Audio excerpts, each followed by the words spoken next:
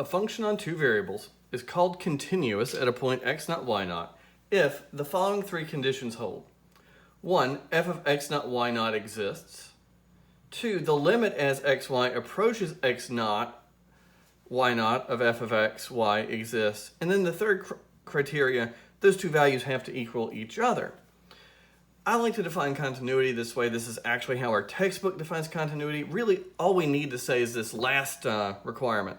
A function is continuous at x naught y naught if the limit as xy approaches x naught y naught of the function is equal to the function value.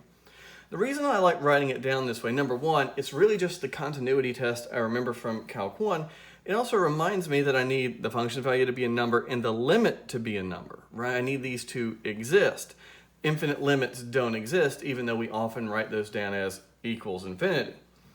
And then at the bottom, one more definition. We call a function continuous if it is continuous for all xy in its own domain.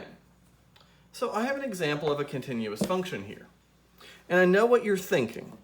I don't know what you're thinking. I hope I know something that you're thinking. This function is not continuous at the origin. F of 0, 0 does not exist. But I still can claim this is a continuous function. And the reason I claim that is because if I was to write down the domain of this function, I would tell you that the domain is all of the ordered pairs in the plane that weren't the origin. Right, a function is called continuous if it's continuous over its own domain. Well, this one is. At any other x naught, y naught, this is continuous. So the domain of this function, literally all of the points in the plane, except for the origin, including the axes.